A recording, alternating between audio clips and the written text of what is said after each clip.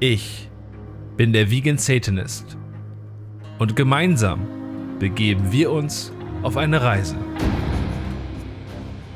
Serienkiller, ungelöste Mordfälle oder paranormale Phänomene. Es gibt kaum ein Thema, was die Menschen so sehr in den Bann zieht, wie der Stoff, aus dem Albträume gemacht sind. True Crime und Horror. Doch steht eine Frage im Raum. Kann es als Gefahrenaufklärung dienen? Darüber spreche ich heute mit Bibi Blackcraft, Moderatorin der Star FM Creepy Hour. Sie zeigt uns, dass die Träume eines Mädchens wahr werden können, Feminismus eine wichtige Rolle dabei spielt und dass sich satanisches Rebellieren definitiv auszahlt. Wie bist du übrigens auf den Namen Blackcraft gekommen? Also ich stehe unfassbar auf Alliterationen, so wie wahrscheinlich jeder, der irgendwas mit Medien zu tun hat. Genau, und weil mich ja nicht mit meinem Klarnamen quasi in die Produktion des Podcasts gehen wollte, um das quasi klar zu trennen von meinem normalen Hauptberuf. Genau, kam ich dann irgendwie auf Bibi, weil mein echter Name ist Sabine und Sabine, Biene, Bibi war okay, konnte ich mit leben. Und ganz zu Anfang war noch Tina mit bei und mit der ist überhaupt diese Schnapsidee entstanden und wir fanden es unglaublich witzig, uns Bibi und Tina zu nennen. Und so, dann haben wir halt rumgesponnen mit Alliterationen und dann ist es halt Blackcraft geworden. Dachte ich, das ziehe ich sehr gerne an, das mag ich, das passt. War da auch in L.A. extra im Headquarter mal und genau, und dann dachte ich mir, Bibi Blackcraft, damit kannst du arbeiten. Hätte auch was gehabt, so Bibi Blockcraft. Bibi from the Block, ja, würde auch funktionieren. Ja, aber einfach von Bibi Blocksberg zu Blockcraft und schon ein bisschen Amerika total in.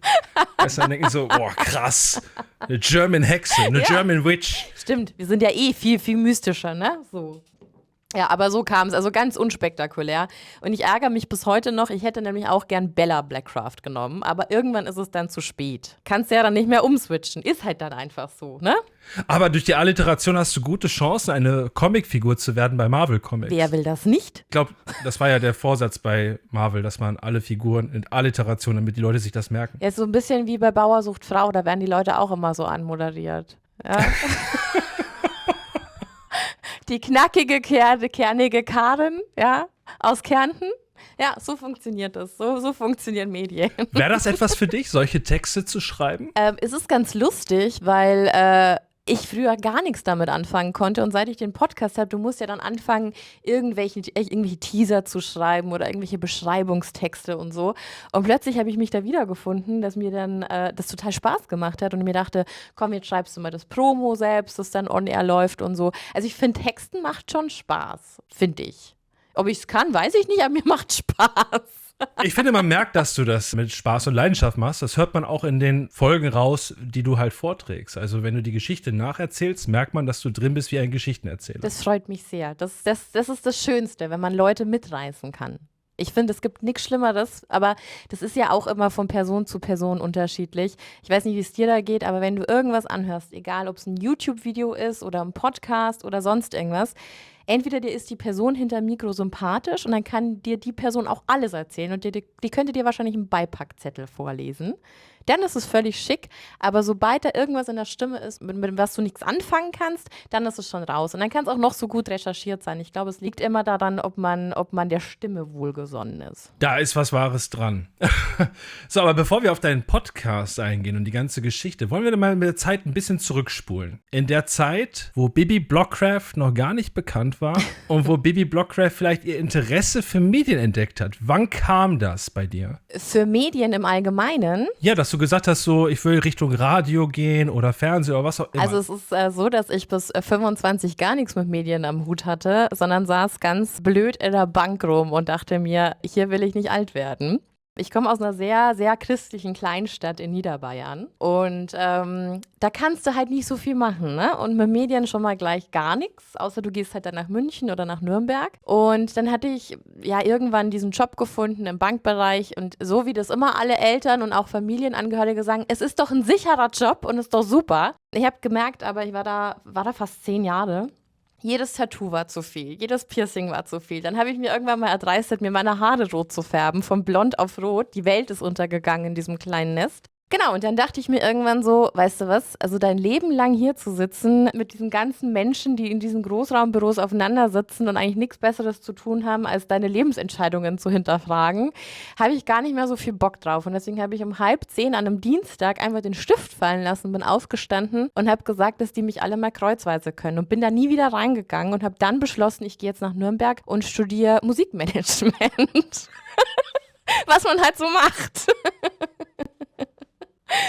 Und erst da kam das tatsächlich, dass ich irgendwas mit Medien zu tun hatte. Davor ganz normal in der Bank. Ich war auch 5 Jahre lang nebenberuflich noch Barkeeperin, weil mir das menschlich gesehen sehr viel Spaß gemacht hat und ein schöner Ausgleich war zu diesem stupiden Bankwesen und die sind da alle so bieder. Und so kam das. Und dann bin ich relativ schnell zum Radio gekommen. Also bist du wirklich einmal komplett so durchgehüpft, wie so ein Quereinsteiger. Total. Ja, das ist ja die Geschichte, die komischerweise fast jeder in der Medienbranche hat. Immer. Also ich glaube, ich kenne niemanden, der irgendwie nach dem Abi oder nach dem Studium gesagt hat, so, ich habe das jetzt studiert und ich weiß jetzt ganz genau, ich will das und das in der Medienlandschaft machen. Du kommst immer ganz unverhofft dazu und ich glaube, so muss es auch sein. Das ist die Geschichte von uns allen. Wir sind alle diese Outcasts, die dann irgendwann den Platz gefunden haben, weil die irgendwie nie irgendwo reingepasst haben. Und bei Medien kannst du halt sein, wie du willst. Also meistens zumindest. Jetzt hast du eben schon angeteasert, dass du in der Bank gearbeitet hast und natürlich die Leute sofort mit Gabeln und Fackeln da angerannt kamen, nachdem du aussahst wie eine Hexe für einen kurzen Augenblick mit deinen anderen Haaren. Dieses Interesse auch mit ein bisschen, ja, sagen wir mal, die dunklere Seite, die wir ja alle in uns tragen, ne? Also Metal, Gothic, Rock, die normale Seite. Hattest du schon von klein auf dieses Interesse an Rockmusik, an das Düstere, an Hexen oder an Okkultismus und Co.? Ja, also ich glaube, bei mir ging es mit 7 los. Da habe ich zum ersten Mal The Shining gesehen. Es war ein Weihnachtsabend, weiß ich noch ganz genau, weil an Weihnachten laufen ja bekanntermaßen die besten Horrorfilme im Fernsehen. Und genau, da wurde ich einfach, glaube ich, bei meiner Oma mal in irgendein Zimmer gesteckt und die haben alle gemeint, ich spiele jetzt hier mit meinen Geschenken, die ich zu Weihnachten bekommen habe. Ich habe aber RTL 2 angemacht und habe mir The Shining angeguckt. Und so ging das Ganze los und dann auch super früh schon mit True Crime gestartet. Also ich weiß, meine ersten Kinderbücher waren von Thomas Breziner, der Gruselclub, falls dir das was sagt. Ja. War super cool mit der Spuklupe. Das war ja so kindlicher Horror quasi so ein bisschen. Und dann weiß ich noch, dass ich als das erste Mal alleine in die Buchhandlung durfte, bin ich meiner Mama entgegengekommen mit einem Buch, das hieß, ich glaube, die 20 interessantesten oder spektakulärsten Mordfälle, ungeklärtesten Mordfälle in Deutschland oder so. Und dann meinte sie auch so, ach nö, du, ne, aber ich habe insistiert und habe gesagt, nee, ich will genau dieses Buch. Und so hat sich das ziemlich durchgezogen bei mir. Also Horror, True Crime hat mich schon immer interessiert. Meine Mama hat auch immer Krimis geguckt. Ich gebe ihr da auch ein bisschen mit die Schuld. Sie fragt immer, warum ich so morbide geworden bin, aber eigentlich trägt sie da auch einen Teil mit. Wir haben auch super oft Halloween gefeiert, als ich klein war. Meine Mama hat sich da immer voll viel Mühe gegeben. Genau, und das alles, was so ein bisschen düsterer wurde, klar, ne? Als ich dann ein bisschen älter geworden bin, habe ich die Ärzte für mich entdeckt und Slipknot. So kommt das eine zum anderen und irgendwie gehört ja auch dann alles zusammen.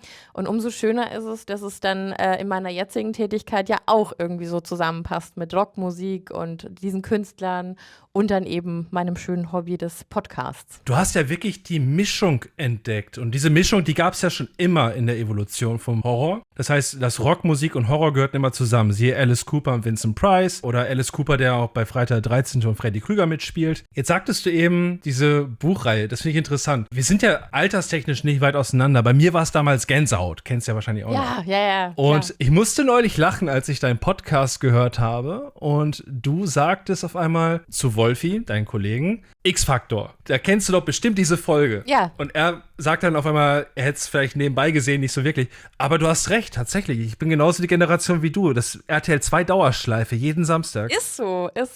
Und ich glaube, man kann immer noch jede Folge, kann man noch mal kurz Revue passieren lassen, um was es da ungefähr ging.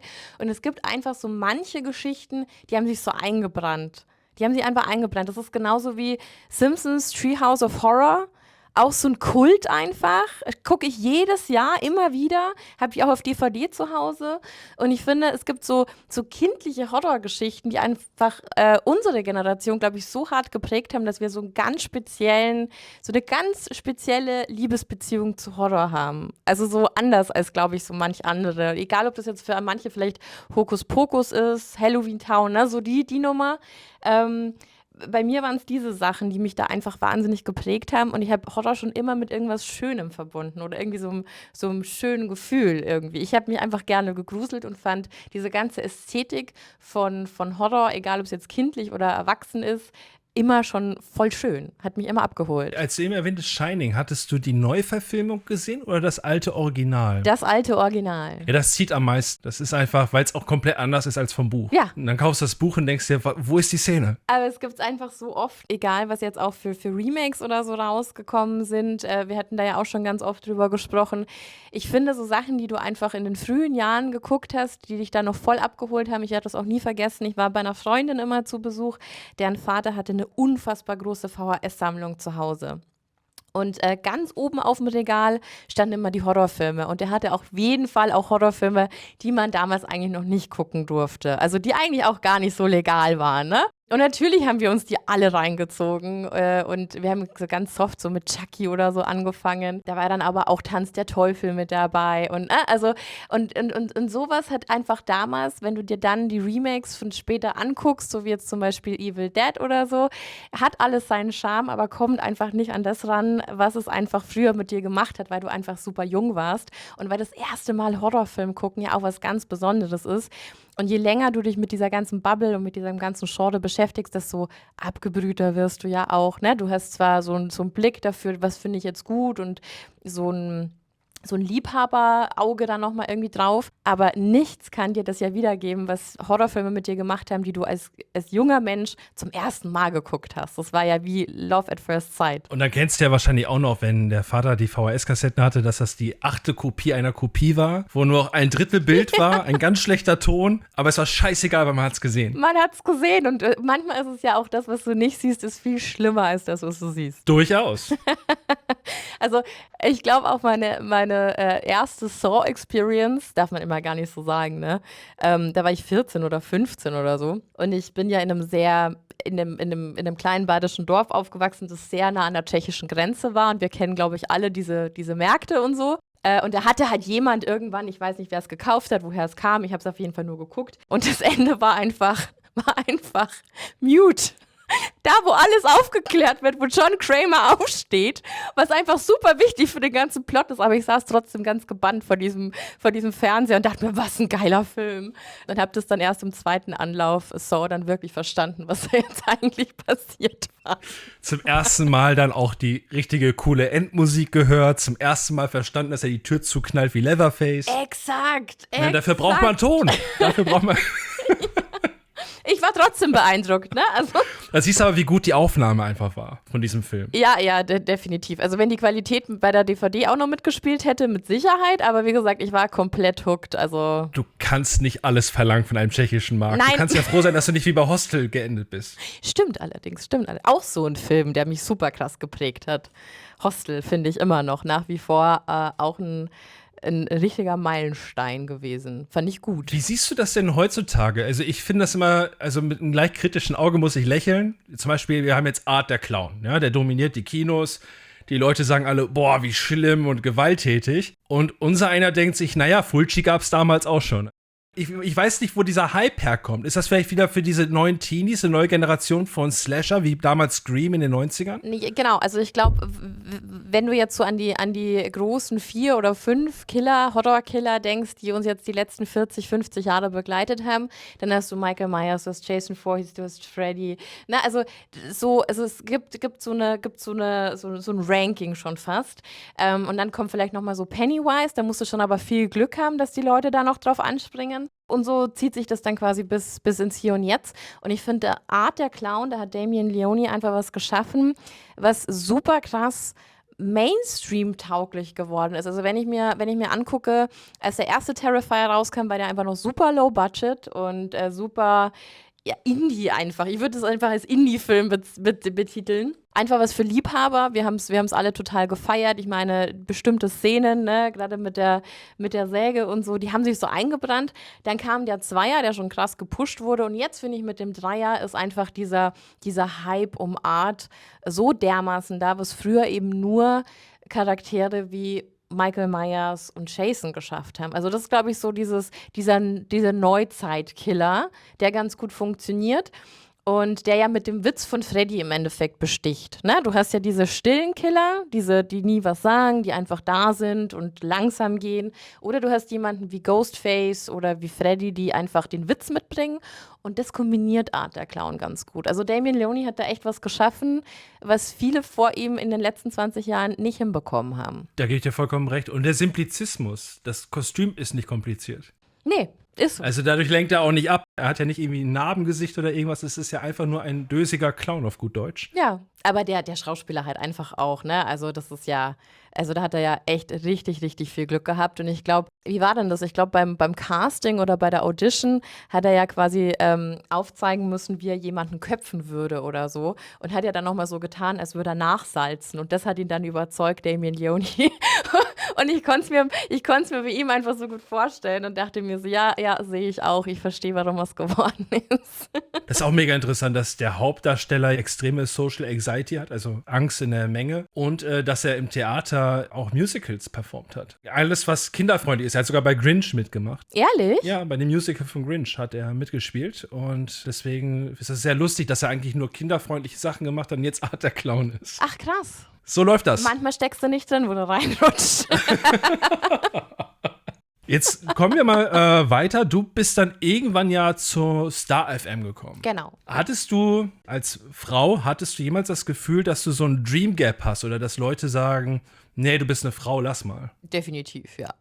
Also ich glaube, prinzipiell ist es in männerdominierten Branchen, die ja zum Beispiel jetzt die Rockindustrie schon ist oder die Rockbranche im Allgemeinen ist, Medien ja auch noch, also nicht mehr so schlimm, wie es früher mal war, aber ja auch immer noch. Dann bist du vielleicht nicht 40, sondern halt Mitte 20, wenn du hier anfängst. Und du musst dich schon behaupten. Und ich glaube, dass es halt immer noch nach wie vor Leute gibt, die dann so, ach, okay, ach, Mäuschen, du beim Rock, ach, süß, so.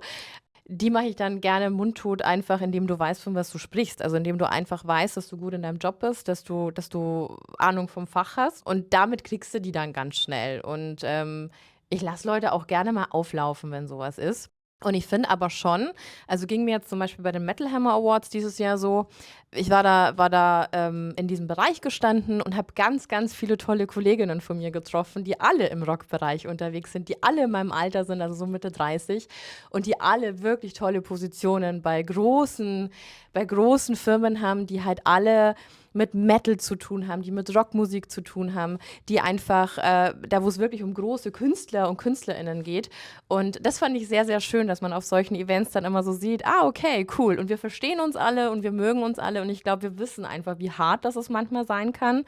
Und umso schöner ist es dann, wenn die Girl Gang dann einfach noch größer wird. Und ich finde das richtig toll, dass sich da so viel verändert hat. Weil vor 10 Jahren, als ich hier angefangen habe, war es schon eine Seltenheit, dass du irgendwie eine junge Frau in solchen Positionen gesehen hast oder dass du überhaupt mal eine Frau bei irgendwelchen wichtigen Entscheidungen oder so mit am Tisch sitzen gehabt hast. Das hat sich sehr geändert, kann sich auf jeden Fall noch mehr ändern und noch ein bisschen besser werden. Aber der Einstieg, also vor 10 Jahren, war auf jeden Fall schon krass. Und du musst dich schon immer noch ein bisschen mehr behaupten. Mir ist es halt wichtig zu wissen, dass die Leute da draußen wissen, gerade junge Frauen, dass es Perspektiven gibt und dass sie sich nicht aufhalten lassen sollen. Egal, was andere sagen. Absolut nicht.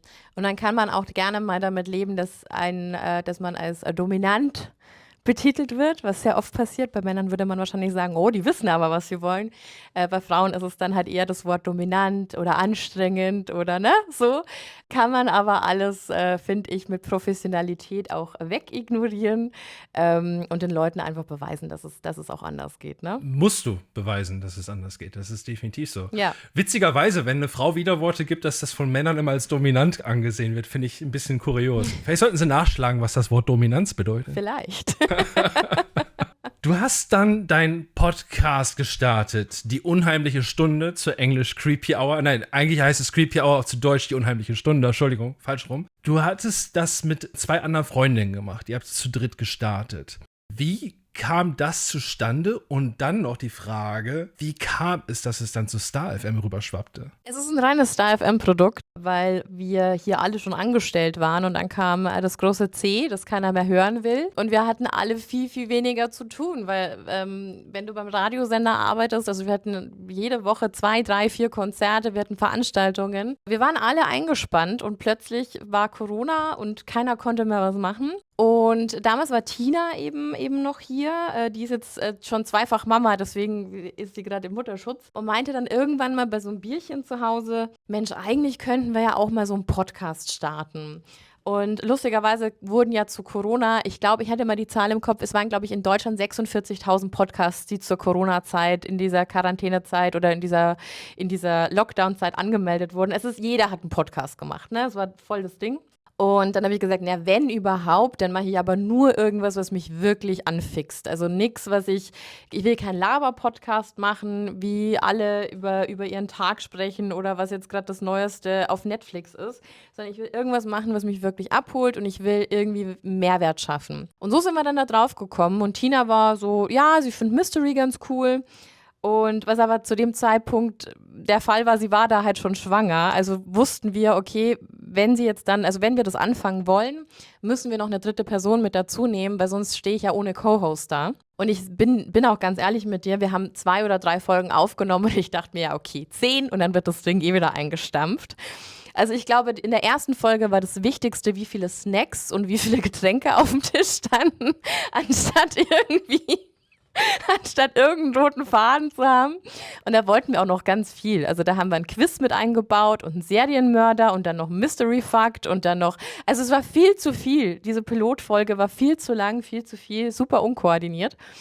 Genau, und dann hat es aber auf einmal so viel Spaß gemacht, das zu tun und in dieses Studio zu gehen und in so ein Mikrofon zu sprechen. Und so hat sich das dann irgendwie so rauskristallisiert, dass wir halt nicht dieser typische True Crime Podcast Nummer 812.000 sein wollen, sondern halt schon in alle Facetten so reingehen. Egal, ob es Horror ist, Mystery oder auch eben diese Hörergeschichten, dass wir echt gesagt haben, okay, was ist dir denn schon mal Unheimliches passiert? Lass uns da einfach drüber reden. Und so kam diese ganze Komponente zustande. Tina hat dann ihr Baby bekommen und dann hat sie gleich nochmal nachgelegt und deswegen waren es dann Missy und ich. Und genau, und so ein Podcast ist halt einfach super krass aufwendig, vor allem wenn du einmal die Woche halt irgendwie was rausbringst. Und so kam es dann, dass eben vor einem Jahr Missy gesagt hat, hey Leute, ich lieb's, aber es ist mir einfach too much. Und deswegen kam der liebe Wolf wieder noch mit dazu. Jetzt könnte man auch denken, ich vergraul immer alle.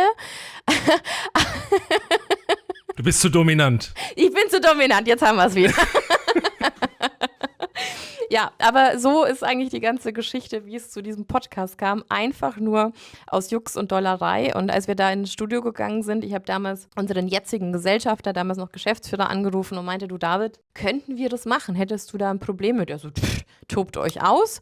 Und seitdem toben wir uns aus und dürfen jede Woche irgendwas rausschicken in die Welt. Und er war da noch nie irgendwie kontrollierend. Er hat uns die Möglichkeit gegeben, hat uns alle Tools mit zur Verfügung gestellt. Und da muss man halt auch klar sagen, nicht jeder hat ein Tonstudio zu Hause. Ne? Das ist ein wahnsinnig großer Luxus, dass du da einfach in ein Radiostudio rein kannst und da einfach aufnehmen kannst. Und genau, also ohne Star FM wäre, egal ob wir die Creepy Hour jetzt auch irgendwie privat gemacht hätten, das hätte niemals so funktioniert. Also sagst du schon, das kommt durch Star FM die Reichweite auch, dass die Leute auf jeden Fall besser davon Bescheid wissen als ohne. Ja, also du hast ja natürlich einen ganz anderen Marketingdruck drauf. Ne? Wenn jetzt hier in Berlin oder Nürnberg on-air die Werbespots dafür laufen, klar heißt es nicht, dass dich die Leute dann mögen oder da mal reinhören oder so, aber zumindest haben es die Leute schon mal gehört. Witzig finde ich es nur dann immer, wenn wir jetzt nach 4 Jahren Creepy Hour Leute haben, die sagen, Ach so, ihr macht ja nebenbei noch Radio. Und das finde ich immer super süß. Nebenbei. Unser Podcast ist das Nebenbei-Projekt, ne? So. Also es gibt durchaus auch Leute, die die Creepy Hour finden und dann erst zu Star FM kommen. Haben wir auch. Ist ganz schön, dass sich das halt alles irgendwie so gegenseitig befruchtet. Wie lange sitzt du bei so einer Recherche? Weil wenn man die Folgen hört, und das sagte ich ja eingangs schon, die sind erstmal super gut erzählt von dir, die sind auch super recherchiert, detailliert recherchiert und du ziehst die Leute in das Geschehen rein, als ob du wirklich so ein Profiler bist, der mit reingeht und jetzt auf einmal mit Wolfi und dir zusammen diese Tat auflösen muss. Das stelle ich mir ultra kompliziert vor. Also ich glaube schon, dass du da länger als nur ein paar Stunden an so einem Fall sitzt. Also erstmal vielen Dank, das freut mich immer sehr. Es kommt natürlich immer von Fall zu Fall drauf an, ne? Also es gibt Fälle, die geben super viel her, da kriegst du einfach super viele Infos, also gerade aus den Staaten. Deswegen sind einfach viele Fälle aus den USA, die wir durchnehmen, weil du einfach einen ganz anderen Einblick hast, weil du Gerichtsakten offen einsehen kannst, weil du Autopsieberichte offen einsehen kannst. Und da auch einfach nochmal zum Beispiel jetzt auch in dem letzten Fall, den wir hatten, 2 Stunden Filmmaterial von der Befragung der Verdächtigen halt irgendwie vorliegt und du dir das ganz genau angucken kannst. Wäre ja in Deutschland undenkbar, ne? Es ist auch gut so in vielen Fällen, dass wir einfach den Datenschutz haben und dann nicht einfach jeder über irgendjemanden gleich alles einholen kann an Infos. Aber ja, das macht es dann kompliziert, weil man muss ja auch immer alles gegenchecken, ob jetzt diese Fakten, die man da gerade vor sich liegen hat, ob das wirklich Fakten sind oder ob da wieder irgendwas hinzugedichtet wurde. Also einfach mal nur kurz auf Wikipedia gehen, reicht halt nicht, um eine gute Recherche abzuliefern. Kann aber nichtsdestotrotz natürlich immer mal wieder passieren, ne? Dass du irgendwas gegencheckst und das sieht für dich alles fein aus und du denkst, du hast die richtigen Sachen. Und dann kann es aber auch mal passieren, dass 2 Tage vorher findest du einen anderen Artikel und dann widerspricht sich das alles und dann fängst du halt wieder von vorne an. Sowas gehört dazu. Also ich würde jetzt mal so sagen, in Summe ist es so pro Folge schon, also kommt immer, wie gesagt, drauf an, aber so in einem True-Crime-Fall können das schon mal 20 bis 30 Stunden sein, die da reinfließen. Gibt es auch Themen, wo du sagst, nee, das ist zwar vielleicht creepy und gruselig, aber das würde ich überhaupt nicht in meinen Podcast reinnehmen? Oder das würde ich woanders hin selektieren? Oh, es kommt immer ganz drauf an. Also ich finde es als Podcast super, super wichtig, halt auch irgendwie so diese Fürsorgfaltspflicht irgendwie einzuhalten, indem man zum Beispiel sagt, wir haben zum Beispiel zu den Pride Weeks in Nürnberg was gemacht, wie viel Queer Crimes einfach stattgefunden haben in den letzten Jahren, wie schlimm diese Übergriffe waren. Und da, wo sich dann auch immer mal wieder irgendwelche Leute dazu verpflichtet fühlen, da ihren Unmut kundzutun, dass sie sowas nicht hören wollen. Ich finde aber schon, dass man auch diese Themen ansprechen muss. Okay, das war jetzt ein True-Crime-Fall, der ganz klar rechtsmotiviert war, rechtsradikal motiviert war oder dass es queerenfeindlich war oder dass es eine homophob motivierte Tat war, weil man solche Sachen nicht einfach immer unter den Tisch fallen lassen kann. Genauso wie wenn Kinder involviert sind. Ich glaube, dass es ganz wichtig ist und da werde ich auch nicht müde, das zu sagen, dass es immer diesen Konflikt gibt, sollte man True Crime so hypen? Ich finde, es ist kein Hype, sondern ich finde, es ist wichtig, die Leute darauf aufmerksam zu machen, was für kranker Scheiß in der Welt passiert, um dich selbst auch besser schützen zu können. Weil ich kann dann nur von mir selbst als Frau sprechen. Ich habe einen ganz anderen Blick, wenn ich alleine in der Stadt unterwegs bin oder allgemein irgendwo unterwegs bin, wo potenzielle Fahnenquellen lauern könnten, wo ich mich jetzt vielleicht wo ich vielleicht einen Bogen drumherum machen sollte. Egal, wo man auf der Welt unterwegs ist. Also, aber gerade speziell in Amerika. Du wirst mich nie in ein Auto einsteigen sehen, das neben einem Van steht oder so, ne? Also, ich glaube, das sind halt einfach immer, ich sehe es eher so als Präventionsmaßnahme, wenn man sich solche Fälle anhört. Und vor allem halt auch nicht unter den Tisch fallen lässt, dass es ganz oft auch irgendwelche psychischen Geschichten sind und dass auch Täter Vorgeschichten haben und dass zu vielen Geschichten immer 2 Seiten gehören, was keine Taten rechtfertigt, aber ich finde, so ein bisschen Verständnis dafür zu haben, was bei anderen Leuten so los ist, schadet uns allen nicht. Nee, besonders mit offenen Augen durch die Welt zu gehen. Du hast es gerade schön gesagt mit Amerika. Ich kann dir ein Beispiel nennen. Ich war ja dieses Jahr dort und da war ich im Supermarkt. Eine random Person kommt zu mir, guckt mich an und packt in seine Hosentasche und macht mit den Fingern die Knarrenbewegung in mein Gesicht. Oh, wow. Das ist der Augenblick, wo du denkst, verlasse ich jetzt den Laden? Läuft er mir hinterher? Hat er eine echte Knarre? Weißt du, es sind so viele Fragen, die dir in den Kopf steigen, wo du einfach denkst, so, ich habe genug Scheiße schon gehört, was passieren kann. Was mache ich jetzt? Deswegen finde ich sehr gut, dass du sagst, dass das einen aufklärerischen Zweck hat, das Ganze. Ist wichtig, also ich glaube, uns interessiert es ja alle, ne? Also diese ganze True Crime Bubble, wir wären da ja nicht mit involviert, wenn uns das irgendwie kalt lassen würde oder wenn wir sagen würden, oh Gott, das will ich gar nicht hören. Es gibt ja genügend Leute, die sich dafür interessieren, weil sie einfach wissen wollen, was in der menschlichen Psyche so passieren kann. Und ich finde es auch wichtig zu wissen. Ich sage das auch immer wieder, wenn wir Fälle haben, in denen wir irgendwie sagen, eigentlich hätte man es verhindern können. Eigentlich hätte man davor ab schon irgendwie einschreiten können, Hilfe anbieten können. Oder vielleicht hat auch unser System nicht immer gut funktioniert. Vielleicht hat die Gesellschaft einfach auch versagt an vielen Stellen. Und ich finde, wenn man das immer so ein bisschen hinterfragt und da einfach nochmal so einen Denkanstoß gibt, dann hat True Crime auf jeden Fall seine Berechtigung. Ist bei uns immer nur ein bisschen schwierig, weil wir den Horror-Einfluss immer haben und wir uns da dann auch immer öfter irgendwie anhören dürfen, ihr seid ja krank. Wie kann ich denn das eine erzählen, was ja Schlimmes passiert, aber das andere irgendwie cool finden in Horrorfilmen? Dass es zwei komplett unterschiedliche Dinge sind, muss man ja, glaube ich, immer gar nicht mit dazu sagen, weil das eigentlich jeder, der normal denkt, ja auch versteht.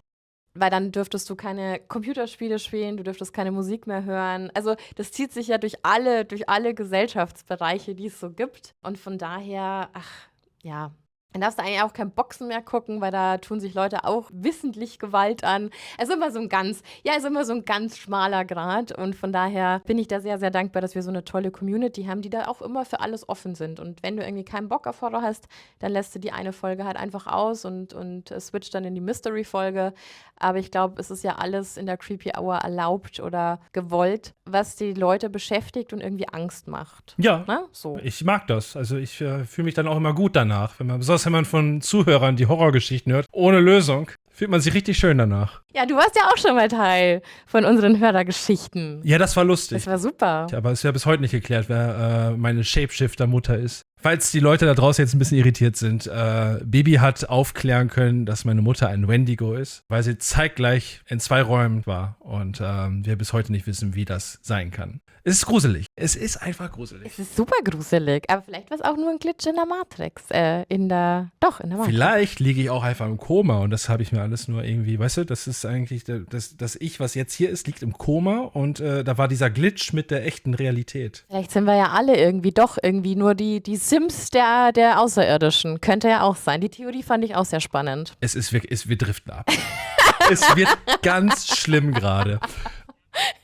Zum guten Journalismus gehört aber auch, finde ich, immer die Aufklärung. Und die betreibst du ganz gut, denn ich habe hier gerade das Vergnügen, mit einem Mensch, der auch Satanist ist, zu sprechen. Und damit gehst du ja ganz offen um. Das finde ich ja auch so schön, ne? Dass du auch Klamotten trägst, wo Feminist Satanist draufsteht. Und das von jemandem, der aus Süddeutschland kommt. Also vielleicht genau deswegen so wichtig. Wie findest du das, wenn du gerade selber ja im True-Crime-Bereich, du hast einen Richard Ramirez und Co. und dann wird ja immer diese Headline, Satanist tötete. Wie findest du das? Gibt es das nicht in jeder Kategorie? Also ich ertappe mich da auch immer wieder, dass ich mir so denke, also Leute stecken gerne andere Menschen in Schubladen. Und da wird sich ja auch gar nicht mehr die Mühe gemacht, irgendwie mal nachzufragen. Und es ist natürlich einfacher zu sagen, ja, das ist die Satanistenalte und die frisst bestimmt kleine Katzen hier am Abend und Kinder zum Frühstück. Weil es immer leichter ist, ein Feindbild zu haben. Und das zieht sich ja schon seit Jahrhunderten, Jahrtausenden irgendwie durch die Geschichte. Und finde es eigentlich immer ganz nett, wenn ich dann mit Leuten spreche, die dann auch so meinen, so, naja, also dann tust du ja richtig böse Dinge oder dann hast du ja ein ganz verqueres Weltbild. Und dann sprichst du mit denen 5 Minuten und dann erklärst du denen, um was es. Ich spreche ja immer von meinem Satanismus, weil das ja immer für dich eigentlich so also es geht ja um dich und also ich sage immer, sei einfach kein Arschloch und dann geh so durch die Welt und dann werden sich die Leute auch irgendwie dementsprechend dir gegenüber verhalten. Und deswegen sage ich immer, dass mein Satanismus eigentlich nur für Gleichberechtigung steht und für freien Willen. Und dann sind die immer alle ganz baff und dann gucken die immer und so, ach so, das hört sich ja richtig gut an. Ach nee. Und das sagt dir jemand, der irgendwie aus einem sehr, sehr christlichen Ort kommt. Ich habe da 25 Jahre gelebt, ich wurde da getauft, ich hatte da die Kommunion, ich wurde Firmung, ne? Da bist du an Weihnachten auch irgendwie in die Kirche gegangen und das war alles, es ist super christlich. Wenn du dann mal merkst, was für Zwänge da eigentlich drauflegen und wie wie scheiße heuchlerisch das Ganze eigentlich ist und du dann einfach mal hinterfragst und dann einfach wirklich sagen kannst, so, ich finde aber den Ansatz des Satanismus viel, viel besser, schockst du erstmal alle Leute, wovon ich auch immer gar nicht so abgeneigt bin. Ich finde es eigentlich immer ganz gut, weil dann halten Leute Abstand. Schon mal 3 Arschlöcher weniger. Exakt. Genau, aber wie gesagt, ich finde das immer sehr spannend, mit den Leuten dann einfach mal so drüber zu sprechen, was es eigentlich für dich bedeutet oder wie du das Ganze auslegst. Und natürlich kommen sie dann immer mit bestimmten Vorurteilen oder eben auch so mit Leuten wie Richard Ramirez. Aber ganz ehrlich, der hat das doch auch nur gemacht, um irgendwie zu schocken. Der hat doch da nicht wirklich zu 100% dran geglaubt. Also es ist ja, der hat auch AC/DC gehört. The Nightcrawler ist quasi so das Abziehbildchen von dem, was er dann umgesetzt hat. Macht man dafür jetzt dann AC/DC verantwortlich? Also es ist ja immer so, Alice Cooper ist, glaube ich, ist ein richtig krasser Christ. Der macht das halt einfach alles nur, um Leute zu schocken. Und und deswegen finde ich das eigentlich ganz geil, wenn ich zum Beispiel bei Twin Temple Konzerten bin oder so und die dann einfach das Ritual einfach auf der Bühne durchführen und die ganze Halle dann einfach mitschreit. Und ich finde das richtig schön, weil das einfach, die haben so eine gute so gute Grundsätze und dann schreit einfach die ganze Halle mit. Und viele würden es wahrscheinlich erstmal verstörend sehen, aber wenn sie dann genauer hinhören, ach, darum geht's eigentlich. Richtig gut, ne?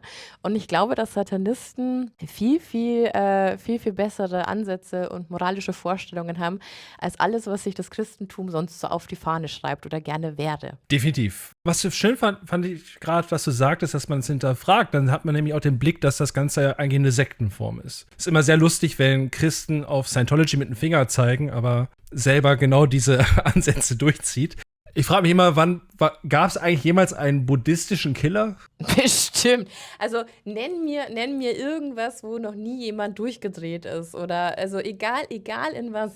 Egal in welcher Richtung. Nee, werden wir nicht finden.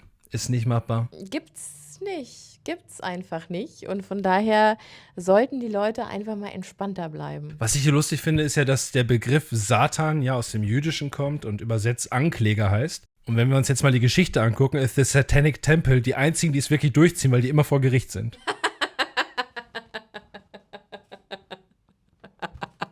Die anderen haben es nicht so hingekriegt. Der LaVey hat das Buch von seiner Frau schreiben lassen oder beziehungsweise Freundin. Er selber hat es ja gar nicht geschrieben. Er hat nur diktiert. Es ist immer sehr spannend, was da eigentlich immer alles so hintersteckt, weil wir ja auch mal eine Folge zu Verschwörungstheorien gemacht haben und wie du einfach alles immer auf 2 Dinge runterbrechen kannst. Auf den Antisemitismus, der immer noch vorherrscht und auf Feindbild, Teufel, Böse, Satan. Also es ist ja, also die 2 Dinge, die sind so beständig wie das Amen in der Kirche tatsächlich, leider. Aber die ziehen sich so von vorne bis hinten durch und so funktioniert der Mensch. Er braucht immer irgendwas, vor was er Angst haben kann oder muss, um nicht aus der Rolle zu fallen. Und so die 10 Gebote, das erste Strafgesetzbuch der Welt und nichts anderes. Hast du dir schon mal die 10 Gebote wirklich durchgelesen? Das ist gut, weil die heben sich auf ab Gebot 8. Das widerspricht sich dann schon wieder mit den ersten. Aber das ist halt Beamtendeutsch. Überleg mal, wie das wäre, wenn das heute alles nochmal geschrieben werden würde. Wäre bestimmt über TikTok. Ja. So, würde viral gehen. Und dann gäbe es bestimmt irgendwelche Spinner, die sich da dann. Ich meine, du hast ja heute alles, ne? Also sieh dir Verschwörungstheorien an. Du kannst auch in Spaghetti-Monster glauben, wenn du Bock drauf hast. Es geht alles. Bei Verschwörungstheorie finde ich aber so schön, wie schnell das geht. Also du kommst mit einem Blödsinn um die Ecke, das du vielleicht bei Family Guy gesehen hast oder so. Und automatisch sagen die Leute, ja, Tauben sind Überwachungskameras und die laden sich auf am Strommast. Deswegen sitzen die drauf. Ganz genau, so sieht's aus. Lustigerweise hatte ich das Gespräch gestern erst, weil ich einen Film gucken wollte auf Netflix und ein ganz lieber Hörer, der Luca aus der Schweiz, hat mir geschrieben, dass es jetzt Woman of the Hour bei Netflix geben soll und das ist ja die Verfilmung zu Rodney Alcala, dem Dating-Game-Killer, über den haben wir auch schon mal eine Folge gemacht und ich habe ewig lang jetzt schon auf diesen Film gewartet und er schreibt mir eben, hey Bibi, das ist jetzt online, das ist jetzt auf Netflix und ich habe es nicht gefunden. Und dann habe ich ihm nochmal zurückgeschrieben, ich glaube, das gibt es gerade nur in der Schweiz. In Deutschland ist es noch nicht. Ich habe es nicht gefunden, ums Verrecken nicht.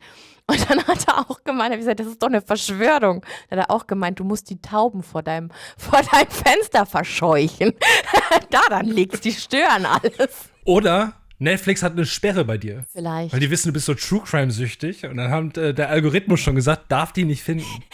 Ich habe mal irgendwelche Serien geguckt und dann kam danach immer, geht's Ihnen gut? Brauchen Sie Hilfe? Nein, ich bin krank. Musst du auch mal bei Instagram gucken, wenn du da bestimmte Themen immer wieder eingibst, also gerade in der Recherche, ne? Wenn du da geradezu bei TikTok oder bei Instagram immer wieder nach so Sachen suchst.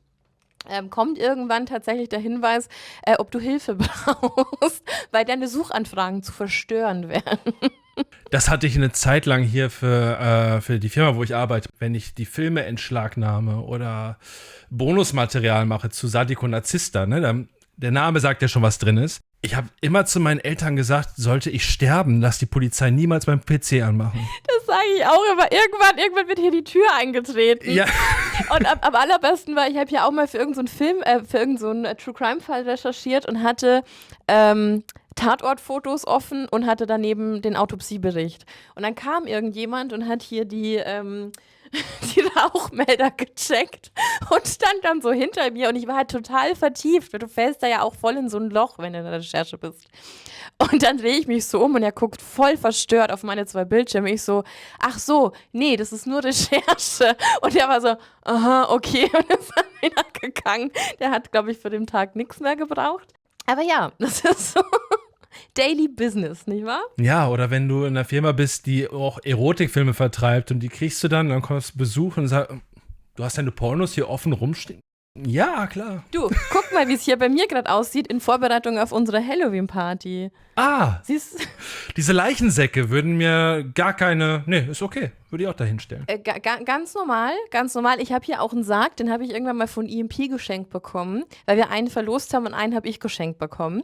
Und der steht auch bei mir im Büro. Und ich habe immer gesagt, wenn mich mal irgendjemand, wenn ich mal bei Schlag den Star oder so mitmachen sollte, und mich fragt irgendjemand, was das Aufregendste an meinem Leben ist, sage ich einfach, ich habe einen Sarg im Büro, damit ich dann einfach umfallen kann. Und ich finde es ja immer alles lustig. Also mein ganzes Büro ist ja schwarz gestrichen und ich habe lauter Horror-Props und sowas rumstehen. Leider hat sich unsere Putzfrau schon mal ganz schrecklich erschreckt. Also die kam hier zum ersten Mal rein und Missy hat die dann damals gefunden, die hat wirklich geweint. Die hatte so viel Angst hier und ich verstehe es immer gar nicht, weil ich fühle mich hier so wohl in meinem kleinen schwarzen Kapuff mit den ganzen Horrorelementen. Aber ja, es gibt Leute, die soll das verstören. Aber du hast ja hinten auch den schönen Michael Myers, wie ich gerade sehe. Ja, den habe ich erst vor kurzem von einem lieben Hörer geschenkt bekommen. Der hat mir meine Lieblingsszene aus dem 78er Halloween nachgebastelt, nämlich die Laken- und Brillen-Szene. Und den habe ich jetzt hier rumstehen. Ein paar Filmplakate, meinen Sarg, ganz viele Neka-Figuren und ja, halt so ein Scream Cornflakes Package hat mir meine Freundin aus London geschickt, die, wenn du aufmachst, die Packung, die schreit. Oh, sehr schön. Sehr unterhaltsam. Mein Impala aus Supernatural, ne, wenn du da hinten den Kofferraum aufmachst, hast du auch die ganzen Waffen mit drin. Ja, also ich habe, glaube ich, kein normales Büro. Warum sind alle Leute, die ich kenne, die eigentlich so ein bisschen mit Okkultismus und so zusammenhängen, warum kommt automatisch in jedem Gespräch Supernatural? Weil das Kult ist. Also ich weiß, also mein erster Crush, mein erster Film-TV-Serien-Crush ist einfach, also war und wird für immer Jensen Ackles bleiben. Ja, Dean Winchester. Dean Winchester ist einfach der Mann. Und ich habe lustigerweise mit dir ja letztens gesprochen, wen ich gerne mal noch interviewen würde. Und das war Tom Savini, Jensen Ackles und Rob Zombie. Und wenn einer von den dreien nur ansatzweise unsympathisch wäre, dann würde ich einfach tot umfallen. Weil das wäre das Schlimmste. Weil ich finde die ganz, ganz großartig, alle drei. Und genau, also von daher Jensen Ackles, Supernatural. Ich glaube, wir alle haben das Salz neben dem Bett stehen, oder nicht? Für den Fall der Fälle. Ja, ich würde es aber auch mitnehmen, wenn du ihn interviewst. Einmal so um ihn rummachen. Einmal rumziehen. Das ist Teufelsfalle. Genau, und dann kann er nicht mehr böse sein. Hat das überhaupt schon mal jemand gemacht? Ich glaube, das wäre das Absurdeste und Genialste, was man machen kann. Ich glaube, mit dem armen Mann wurde schon alles gemacht. Weil ich glaube, das ist der Crush von so vielen. Ja, das denkst du, aber kannst du dir vorstellen, dass Carl Weathers, der Apollo Creed gespielt hat bei Rocky, der ja auch bei Predator diesen coolen Handschlag macht, you son of a bitch, dass das keiner bei ihm gemacht hat? Ich habe das bei einer Comic-Con bei ihm gemacht. Ich habe gesagt, ich mache das jetzt und werde gleich rausfliegen. Ich weiß das jetzt schon. Bin hingegangen, meinen ganzen Mut zusammengerissen, habe dann diese Handpose gemacht und habe genau das gemacht wie Arnie. Er steht auf, umarmt mich und sagt, das hat noch nie einer bei mir gemacht. Ach, wie süß. Wie geht das? Ich weiß es nicht. Ich weiß es nicht, aber ich glaube immer, gerade bei so Crush-Menschen, und ich glaube, so Jensen Ackles und Jared Padalecki, die haben einfach super krasse Girly-Girl-Fans. Da wurde schon alles gemacht. Ich kann mir auch vorstellen, dass da mal schon in Hotelzimmer auf die gelauert wurde. Also mich würde es nicht wundern. Ey, das wäre eine gute True-Crime-Folge. Einfach die mal fragen, was deren True-Crime-Vorfälle waren. Ja, das wäre super. Also wie gesagt, wenn ich den mal interviewen darf, ne, dann fehlen nur noch 2 und dann kann ich einfach tot umfallen. Voll okay. Voll fein für mich. Also mit Corey Taylor war der Anfang schon mal gut. So, da war ich nämlich auch sehr, sehr demütig und das war so ein netter Mensch. Mit dem war ich dann auch 45 Minuten im Gespräch und stand dann abends auf dem Konzert, wo er da irgendwie vor 18.000 Leuten spielt. Denke mir, ach, guck an, so süß der Typ einfach, weil er war einfach so nett. Und ich finde das immer toll, und das habe ich zu ihm auch gesagt. Wir haben am Anfang über sein neues Album gesprochen und dann ging es auf die Horrorschiene. Nur deswegen durfte ich ihn interviewen, sonst hätte ich da ja gar nicht reingedurft. Und dann sage ich so, hey, hast du Bock, dass wir noch ein bisschen über Horror sprechen? Und das ist so schön. Also wenn du mit Musikern sprichst, die dann ihre Touren machen, ihre Promotouren und so, das ist ja immer dasselbe Blabla. Man spricht über das Album und man spricht über Touren oder über Auftritte und hey, in welchem Land spielst du am liebsten und welches Festival magst du in Deutschland? Aber sobald du dann auf die Schiene gehst, dass es über Dinge sprechen kannst mit ihnen, wo sie nicht ständig drauf angesprochen werden, sondern über persönliche, Lieblingssachen, da gehen die richtig auf. Und dann hat's mir so gut gefallen, dass er bei Robert Englund und bei Tom Savini so richtige Herzchen in den Augen bekommen hat und selber voll zum Fanboy wurde. Und dann standen wir da beide drin und haben super rumgenördet. Und dann dachte ich mir, krass, ich nörde gerade mit Corey Taylor über Horrorfilme. Wie cool ist das denn? Und das finde ich das Schöne am Horror, weil einfach jeder ist Fan von irgendwas, keiner ist besser als der andere und jeder hat so diese Leidenschaft dafür. Und als er dann meinte so, hey, sein Lieblingsfilm ist Halloween 78, war ja sowieso schon in meinem Herzen. Und und dann hat's gut geklickt bei uns beiden. Und dann dachte ich mir auch, so ist einfach schön. Und deswegen würde ich noch voll viel gerne interviewen, die was mit Rock zu tun haben, aber die eben auch in dieser Horrorschiene unterwegs sind, weil ich glaube, die bekommst du noch mal anders, wenn die sonst immer nur auf irgendwelche Musikfragen eingestellt sind. Und guck mal, da ist ein Traum von dir wahr geworden. Du hast ja gesagt, dass du damals Slipknot gehört hast und dann hast du die Möglichkeit, wirklich mit ihm darüber zu nerden. Total. Also das war auch so ein Reality-Check, da wo ich mir auch dachte, hat schon seinen Grund gehabt, wieso du nicht mal in der Bank sitzt, ne? Sonst wäre dieser Augenblick nie geschehen. Nie. Bibi, glaubst du an Gespenster? Glaubst du an Vampire? Also glaubst du, dass das wirklich existiert? Ja. Ja? Also ich glaube, das ist immer so eine ganz schwierige Frage, weil ich glaube jetzt zum Beispiel nicht, dass es irgendwo Vampire gibt. Ich glaube aber, dass es auf jeden Fall übernatürliche Vorkommnisse gibt. Ich glaube, dass es irgendwelche Energien gibt, wenn wir sterben. Wir sind ja nicht einfach weg, ne? Das kann ich mir einfach nicht vorstellen. Jeder Mensch ist ja so unterschiedlich, weil er eine Seele hat. Also daran glaube ich auch ganz fest, weil das einfach unsere Energie ist, so, die in uns ist. Und dann die Seele, dann die Energie, was auch immer. Aber es gibt ja irgendeinen Grund, warum wir so sind, wie wir sind. Und ich glaube, ich habe schon zu viel erlebt und zu viel auch mit anderen Leuten gesprochen, als dass ich das irgendwie wegignorieren könnte. Wobei mein Co-Host Wolfi ja super rational ist. Und das dann immer super spannend ist, wenn wir dann gerade so Hörergeschichten haben und da kommen echt die wildesten Sachen rum. Genau, ich vergleiche es einfach immer mit, die Energie ist halt noch da. Also egal, ob jetzt jemandem was Schlechtes, was Gutes passiert ist, du kannst nicht einfach, also dein Wesen kann nicht einfach ausgelöscht sein. Das ist einfach noch hier. Und frag mich jetzt auch nicht, wie lange, keine Ahnung, je nachdem, was du wahrscheinlich noch zu tun hast hier. Aber ich glaube schon ganz fest daran, dass also erstens mal glaube ich, dass wir nicht alleine im All sind, weil das wäre einfach super, super krass überheblich zu denken, dass wir das einzige Lebewesen irgendwie im All sind. Das wäre ganz tragisch, wenn das so wäre. Also da ist auf jeden Fall schon mal was, egal ob es jetzt Aliens sind oder sonst irgendwas. Und Geister auf jeden Fall auch. Die Existenz von Aliens ist bewiesen. Klingt jetzt weniger spektakulär, als man denkt. Aber sobald ein Meteorit auf die Erde kracht, sind Alien-Lebensformen als Bakterien auf die Meteorsteine und Co. drauf. Also von daher gibt's das schon. Redet nur keiner darüber. Aber wenn ich dir jetzt sagen würde, dass ich einen Vampir gesehen habe in echt, einen echten Vampir und auch einen Vampir gesehen habe, wie der funktioniert und was er tut in einer Diskothek, Ernsthaft? Ernsthaft. Erzähl. Willst du es hier hören oder soll ich es dir irgendwann mal bei Creepy Hour erzählen? Oh, da können wir jetzt einen super Cliffhanger machen. Nee, du erzählst es in der Creepy Hour. Siehst du? Dann machen wir das so. Dann müsst ihr alle mal in die Creepy Hour reinhören. Da werden wir drüber sprechen. Aber tatsächlich, ja, habe ich einen echten Fall, den ich selber miterlebt habe. Oh, wow. Das war krass. Ja, okay, da bin ich jetzt richtig gehypt, ne? So macht man das, Cliffhanger. Ah, ja. Gewusst wie diese Medienmenschen. Ich finde es interessant, dass du, also erstmal bei euch ist das ja wirklich so wie Mulder und Scully, nur verdrehte Rollen, ne? Also Wolfi ist Scully und du bist Mulder. You want to believe, das finde ich super. Ich finde es aber auch schön, dass du offen dafür bist. Also bei mir ist es so, ich vergraule viele Esoterikmenschen oder auch Leute, die an das Paranormale glauben, weil ich nicht sofort sage, ich glaube 100% dran. Ich habe immer diesen wissenschaftlichen Ansatz, da muss ja irgendwas sein, was das jetzt erklärt. Und das nervt schon die Leute. Ich bin Generation Scooby-Doo, sorry, irgendeiner steckt dahinter. Ich finde es aber auch wichtig, weil, also wenn wir mal mit so einem Geisterjäger gesprochen haben, hat er auch so gemeint, in 99% der Fälle ist es halt irgendwas, was man sich erklären kann. Dann ist es halt eine Überspannleitung, dann ist es halt irgendwie ein magnetisches Feld, das dann irgendwas durcheinander bringt oder so. Und dieses 1%, das zieht ihn halt an. Und es kommt ganz, ganz selten vor. Aber wenn er es dann hat, dann findet er das richtig krass. Und ja, ich glaube einfach, entweder du bist halt dafür offen oder halt nicht. Und ich finde es auch nicht schlimm, wenn es Leute nicht sind. Weil es mit Sicherheit bei jedem, und das habe ich immer wieder, wenn irgendjemand sagt, ach so, du glaubst an sowas, dann kommst du mal so ein bisschen ins Reden und dann höre ich auf einmal so, nee, aber das darf man ja nicht machen, das bringt Unglück. Ich so, aha, das bringt also Unglück. Glaubst du da etwa an irgendwas Höheres oder so?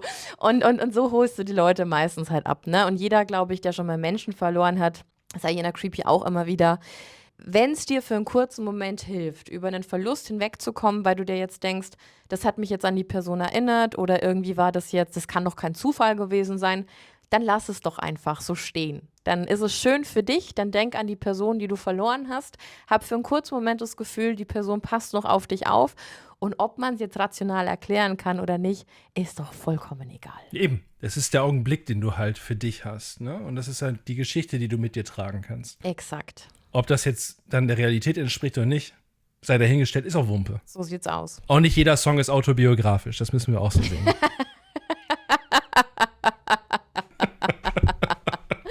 Ja, aber so ist es. Und ich glaube, so muss man immer an die Sache rangehen und dann wird es schon. Und ich glaube, du kannst jeden Menschen für irgendwas begeistern, auch wenn er am Anfang immer gibt ja so super krass skeptische Menschen oder Menschen, die dann sagen, nee, da packe ich gar nicht oder das gefällt mir alles nicht. Und ich glaube, das ist immer so, lass die Leute mal ein bisschen in deine Welt eintauchen und dann verstehen die meisten aber, warum es dir gefällt. Vielleicht können sie nicht so viel damit anfangen wie du selbst, aber sie verstehen es zumindest. Und ich finde, das ist ja auch schon mal so eine Art von guter Tat. Dass man sich da einfach mehr auf Sachen oder auf Ebenen begegnen kann, die Leute einfach Freude bereiten. Und darum geht es doch. Wir wollen ja alle irgendwas Cooles erleben, wir wollen alle eine gute Zeit. Und ob das jetzt in irgendeinem Haunted House ist oder du gerne auf Comic-Cons gehst oder sonst irgendwas machst oder Skateboard fährst, hey, wenn es dich glücklich macht, wenn es dir gefällt, wenn du Spaß dran hast, dann mach das und lass andere Leute einfach Spaß haben an dem, was sie gerne tun. Das stimmt. Bibi, wie siehst du das denn jetzt eigentlich mit der Horror-Community? Du bist ja wirklich am Puls der Zeit. Du bist ja wirklich jemand, der wirklich mit der Horror-Community auch spricht. Einer, der liefert halt nur das Essen, was die sich angucken können und das war's so. Ich habe sonst nicht viel mit der im Hut. Aber meinst du, das wächst aktuell? Also, dass das halt das Interesse dann doch wieder größer ist? Weil ich hatte das Gefühl, gerade am Anfang von Covid war kurze Flaute, die jetzt wieder hochkommt. Ich glaube, dass solche popkulturellen Einflüsse, wie halt jetzt zum Beispiel Art the Clown, der ist ja mittlerweile einfach, also kann man so betiteln, würde ich jetzt mal sagen, mittlerweile. Ich glaube, dass es schon mehr Leute wieder abholt und dass sich Leute prinzipiell mehr wieder entertainen lassen wollen. Und egal, ob das jetzt in die Richtung geht, ich will mich gruseln oder ich sehe eine coole Show auf der Bühne von einem Musiker, der vielleicht einen etwas düsteren Touch hat.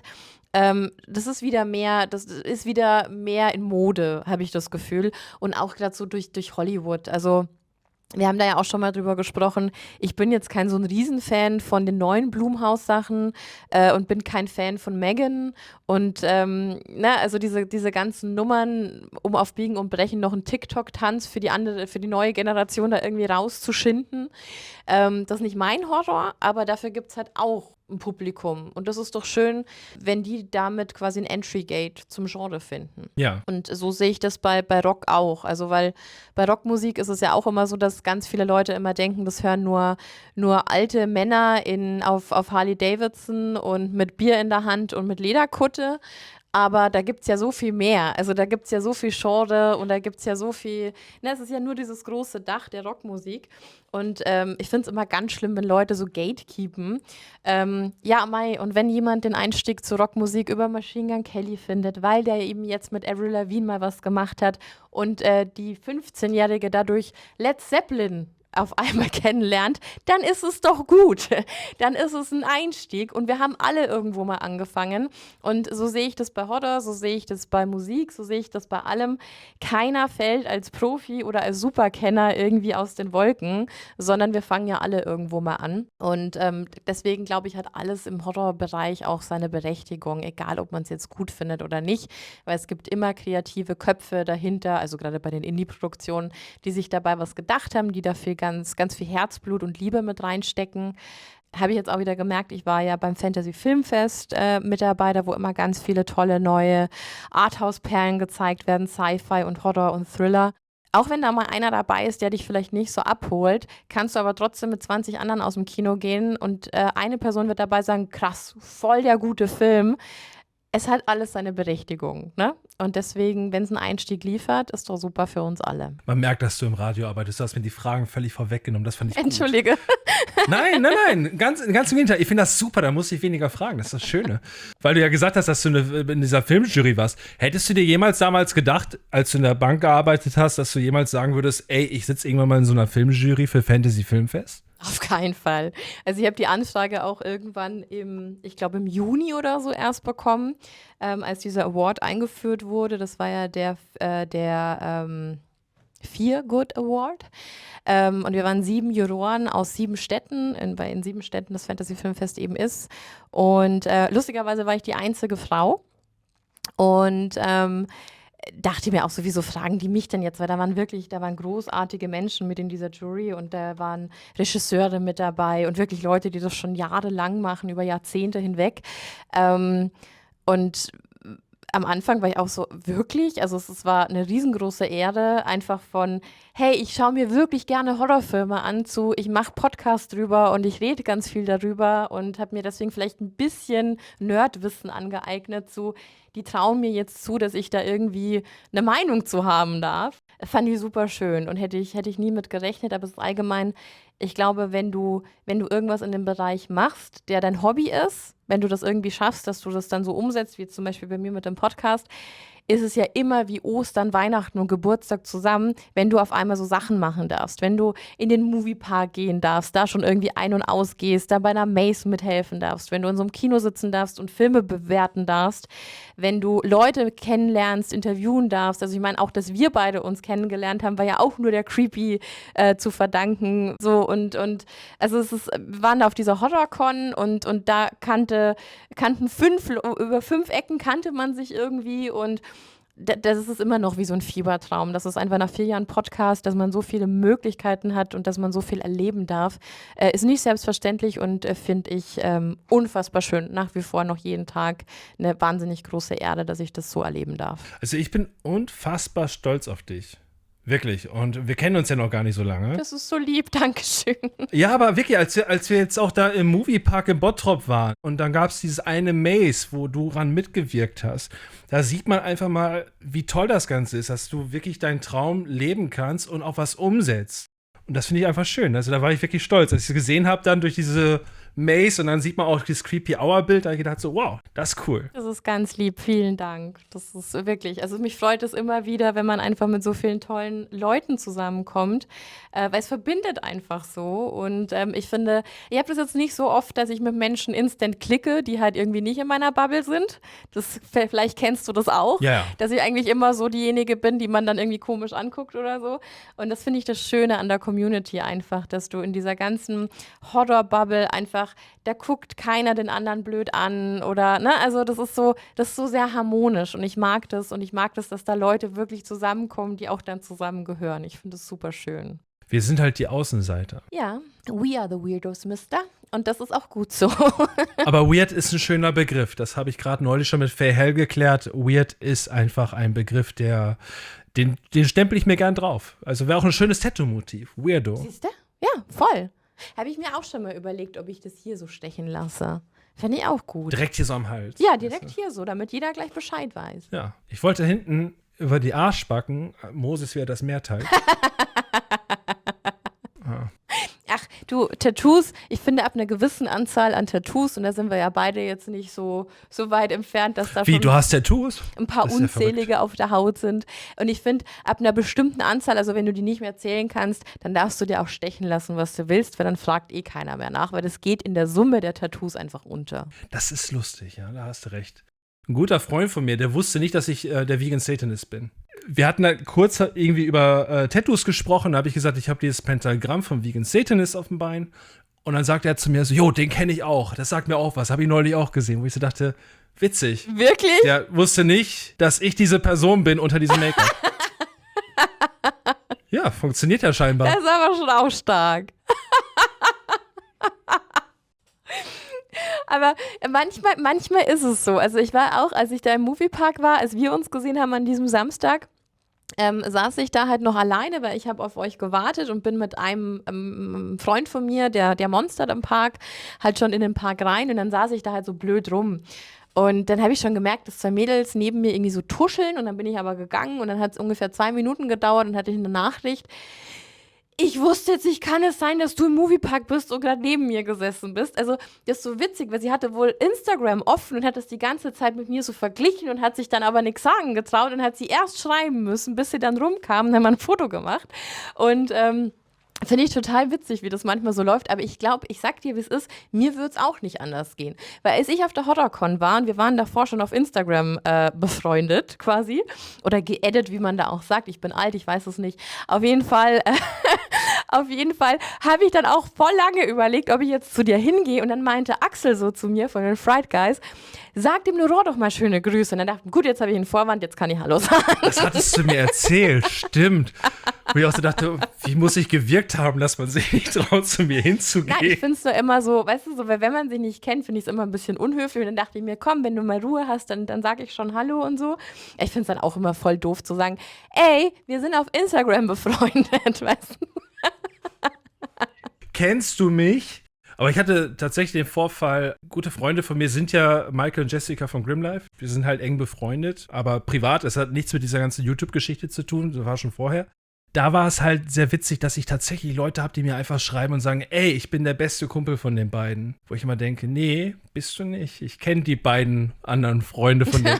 Die versuchen es halt mit der Masche, ne? Das ist schon ganz schlimm. Ja, probieren kann man es ja, ne? Ist zwar doof, aber probieren kann man es. Ja.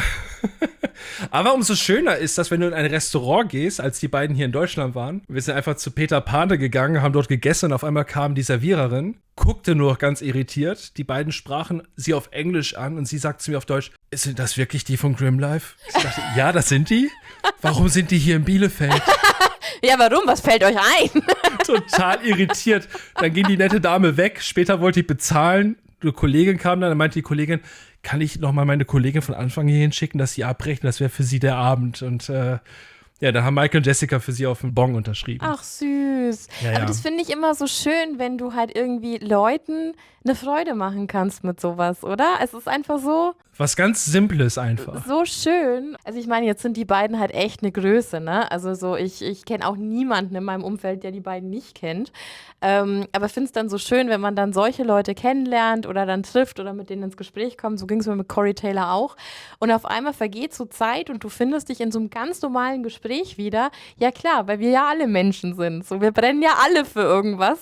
Und genau, und deswegen finde ich das immer so toll, vor allem wenn Leute dann in der Größenordnung einfach nett sind und sich dann auch einfach die Zeit nehmen, was ja auch nicht selbstverständlich ist, aber ich finde das immer ganz, ganz toll. Hat was, ne? Aber ich fand es halt irgendwie lustig und ich habe auch irgendwann vergessen, dass die YouTube machen. Also die leben ja von YouTube und als er angefangen hat zu filmen, habe ich gedacht, was macht der da? Ja, irgendwie müssen sich die Rechnungen auch bezahlen, ne? Da kam ja der Deutsche raus, weißt du, sofort so, warum die Kamera? Ich habe nichts unterschrieben, DSGVO. Warum filmst du mich ins Gesicht? Keine Erlaubnis gegeben dafür.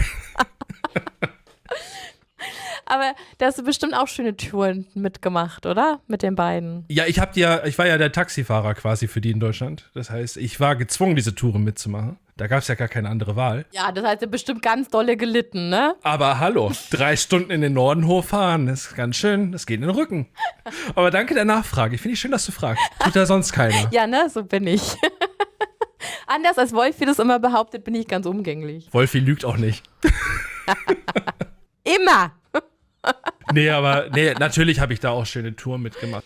Die schönen Sachen sind eigentlich die, und das kennst du ja selber auch, das sind immer die gar nicht geplant sind oder die sehr, wie zum Beispiel, dass wir beide uns hier bei der HorrorCon getroffen haben und sowas. Das sind die schönen Erinnerungen, die man mitnimmt. Auch wenn das Surrounding drumherum manchmal dann Chaos oder Katastrophe ist und der Himmel brennt, da sind solche Momente dann irgendwie Gold wert. Finde ich auch, wenn man sich einfach spontan trifft. Oder ich fand es auch total schön, dass du im Moviepark mitgekommen bist. Das war so ein schöner Abend. Das war toll. Und das hat einfach richtig, richtig viel Spaß gemacht. Und ich glaube, ich hätte die Shows noch 2 oder 3-mal gucken können oder noch 5-mal durch irgendwie so ein Haus rennen können. Ist einfach toll, weil wenn man das mit Leuten teilen kann, die das genauso toll finden wie man selbst und dann merkt, okay, das hat schon alles seinen Sinn hier und deswegen machen wir das Ganze doch auch, ne? Ja, und das Lustige war, und das müsste man an dieser Stelle mal erzählen, ich weiß leider den Namen dieser Person nicht mehr. Ich weiß nur, dass jeder Zweite angehalten hat, um ein Foto mit dem zu machen. Das war der Joe aus Berlin Tag und Nacht. Genau, der hat uns beide ja ein bisschen für krank abgestempelt, weil wir einfach durch diese Mazes gegangen sind und wir das toll fanden, wenn da Leute aus der Ecke gesprungen kamen. Also für uns ging Herz auf so, boah, Make-up geil, voll viel Blut, das sieht toll aus. Voll. Ich bin ja auch die Kategorie, ich freue mich ja auch, wenn mich jemand wirklich erwischt, so. Also, ne? Und ich fand es so lustig, als wir im Slaughterhouse zusammen waren und ich so Angst hatte, gegen diese Wand zu laufen, weil da so viel Nebel drin war und ich dich dann vorgeschickt habe und dann bist du leider gegen die Wand gelaufen. Ja, wir wären ein super Partnerteam, weil ich habe ja gedacht, wenn man da schon nichts sehen kann, vielleicht die Akustik, deswegen habe ich wie ein Irrer geklatscht, aber du bist in eine ganz andere Richtung gegangen. Er hat schon gesagt, ich wäre im Horrorfilm, ich wäre so verloren. Ich denke immer, dass ich gut vorbereitet bin ich aber anscheinend gar nicht. Weil wir wären beide die in den ersten 3 Minuten draufgehen. Aber weißt du, jetzt hätte ich dich gerne, ich muss da mal Charlene aus dem Moviepark nochmal fragen, weil die hat mich letztes Jahr eingeladen. Ich durfte im Park an einem, ich glaube, es war ein Freitagabend, da war der komplette Park leer und ich durfte Verstecken spielen mit 20 Monstern und noch 4 anderen Teams. Und ich hatte so einen Spaß dabei und es war so witzig und ich war doch mit dir auch im Hell House, ne? Ja, wir waren im Hell House. Und es ist ja wirklich eine Maze, zu der du mit dem Schulbus gefahren wirst, blindfolded, also du hast auch wirklich so eine Schlafmaske auf den Augen. Und ich finde, das ist ein super tolles Haus, also total krass gestaltet. Und da alleine aber drin Verstecken zu spielen mit 20 Monstern, die nach dir suchen, da geht der Puls schon ein bisschen. Und du wärst auch ein super Tag-Team-Partner für sowas. Und da muss ich sie nochmal fragen, ob wir das nochmal machen können, weil ich glaube, wir waren 2 richtige Weirdos, die dann da rumrennen.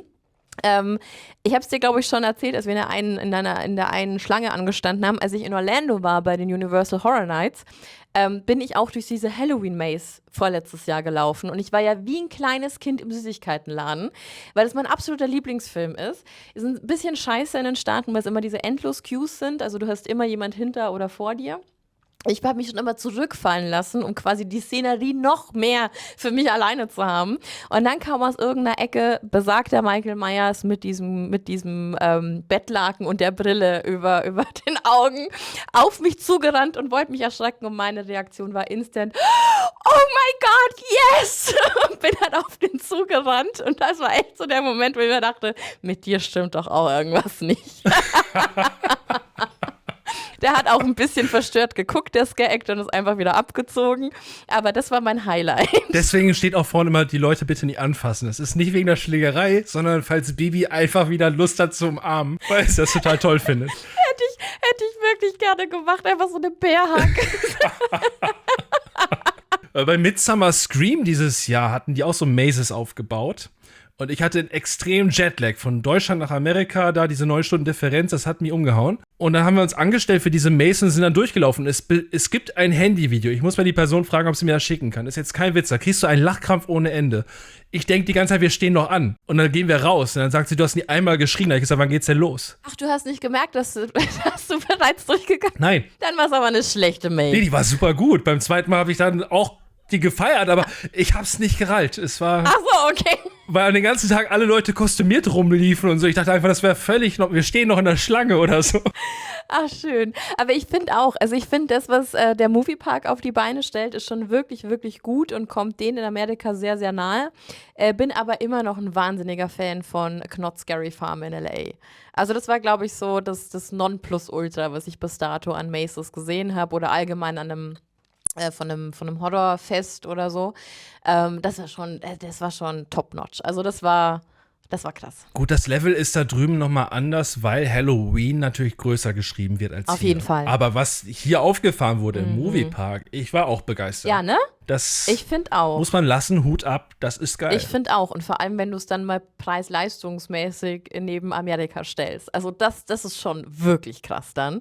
Von daher, nee, ich finde es toll. Und ich freue mich auch, habe da auch mit dem Randy vom Horror Shop aus München ganz lange drüber gesprochen, weil ich vor 2 Wochen da war. Der hat ja das ganze Jahr kannst du bei dem ja einkaufen und er ist ja nur auf Halloween und Horror spezialisiert. Und ich finde es so schön, dass es solche Läden gibt, weil das dann immer noch so ein Anzeichen für ist. Es gibt genügend von uns und wir kaufen die Halloween-Deko halt nicht nur im Oktober oder im September, sondern halt das ganze Jahr. Der meint auch, also der ist jetzt, glaube ich, schon seit 20 Jahren da in Landsham bei München.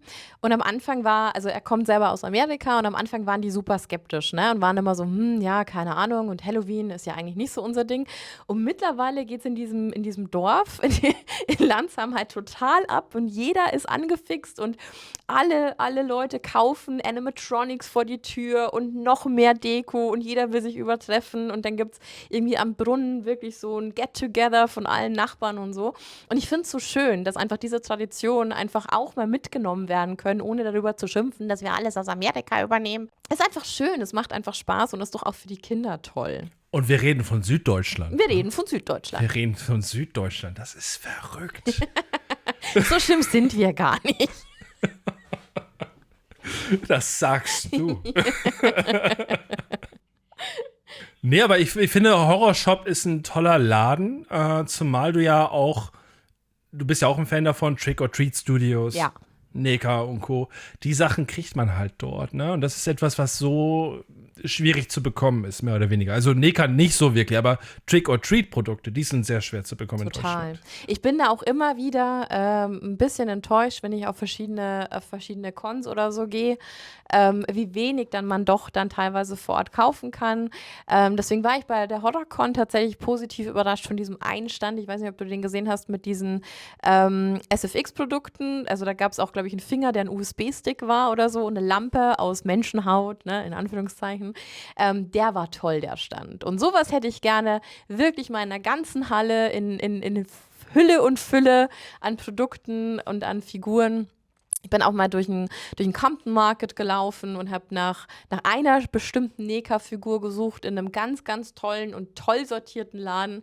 Und der hat mich dann auch nur angeguckt, nee, die findest du hier nicht. Und dann dachte ich mir auch so, ach, verdammt, ne? Das ist immer, manchmal gibt es so den goldenen Gral, den man gerne hätte, aber dann wäre es ja auch kein goldener Gral, wenn man ihn überall kaufen könnte. Aber wo du gerade sagtest, der Laden da mit den Lampenschirmen, das war auch der, wo das männliche Glied so gut verkauft wurde, ne? Ja, genau. Ja, Ja, voll. genau. Das war der Kassenschlager des Wochenendes. Einfach der Pimmel. Der hat sich auch richtig gut angefühlt. Ich hatte den auch in der Hand. Der Babycheck. Und habe mich dann aber, weil ich kurz überlegt habe, ob ich den Wolfi mitnehme, aber dann wurde es doch nur das abgeschnittene Ohr. Aber von dem hat er immer noch was, weil die Katze von ihm zieht dieses Ohr nämlich immer durchs komplette Haus. Und es ist immer so eine kleine Surprise, wenn die morgens aufwachen, wo das Ohr heute liegt. Also ich finde, war ein super Geschenk von mir. Ey, aber ist auch geil. Stell dir vor, der hat einen Einbrecher, der kommt da einfach rein, der sieht diese Katze, die so ein Ohr rumschleppt. Ja, besser geht's nicht. Ja nicht. Ja, oder? Es ist super safe dann. Dann hat er noch so einen riesen Hund. Also ich glaube, sicherer als Wolfi kannst du nicht wohnen. Geil, wenn du den riesen Hund hättest und dann noch diesen Pimmel, weißt du, und der schleppt diesen Pimmel durch die Gegend. Besser geht's nicht. So, das nenne ich Safety First. Das ist eine richtig gute, das sollten wir verkaufen, dieses Sicherheitskonzept. Shit, jetzt haben wir es aufgenommen. Das ist, Kann man sowas copyrighten? Ich weiß es gar nicht. Es ist einfach so. Ich könnte es auch rausschneiden. Wir brauchen einfach nur einen coolen Namen für.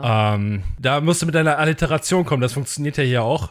Scary Safe, so, weißt du, so. Ja, so in die Richtung. Oder Pimmel Protect geht auch. Pimmel Protect, auch cool. Ja, ich sehe schon, wir sollten öfter zusammenarbeiten, Laurent. Das artet hier wieder aus. Definitiv. Und ich freue mich auch. Ich finde das super toll, dass du erstmal, also wir sind jetzt mittlerweile hier auch schon am Ende der Folge angekommen, leider. Aber trotzdem, erstmal vielen Dank, Baby, dass du hier bei warst. Danke, dass ich dabei sein durfte. Freut mich ja total. Nee, wirklich, super, super gerne. Also ich freue mich einfach und ich fand's halt schön, dass du heute gezeigt hast, dass gerade Frauen eine Perspektive haben, auch in diesen Bereichen. Und das finde ich wichtig. Und das ist die Botschaft, die wir hier mitnehmen müssen. Weil ich bin einer der wenigen, die sagen, Feminismus ist wichtig. Absolut wichtig. Und ich glaube, also egal, wer dir erzählt, du kannst es nicht, egal welches Geschlecht, egal wie du aussiehst, egal wo du herkommst, beweis den Leuten und mach's zweimal besser. Das ist immer das Beste, was du machen kannst. So. Und wenn ich jetzt überlege, wie viele Leute mir gesagt haben, mach keinen Podcast, geh nicht nach Nürnberg, studier nicht nochmal, geh nicht zum Radio, das andere ist viel sicherer. Fuck it. Hat alles gut funktioniert. Und selbst wenn du mal auf die Schnauze fällst, dann ist es auch ein Learning. Man lernt aus Fehlern. Das ist das Ding. Ja, ist so. Immer. Und wenn du keine Fehler machst, dann wirst du auch nicht besser. Und gehört alles zum Leben dazu. Das stimmt. Ja, nochmal vielen lieben Dank, Baby. Wir hören uns dann bei der Creepy Hour. Ja, das können wir jetzt dann auch gleich mit aufnehmen, weil ich will jetzt unbedingt wissen, was es mit diesem Vampir auf sich hat. Ja, du willst über Vampirismus sprechen. Ich merke das schon. Ja. Dann machen wir das. Dann vielen lieben Dank dir, Ludo. Ich danke dir. Dankeschön. Mach's gut. Ciao. Tschüss. Für heute verabschiedet sich der Vegan Satanist. Doch unsere Reise, die wird weitergehen. Denn es gibt noch so viele Fragen, die nach einer Antwort suchen. Bis dahin, macht es wie Eva.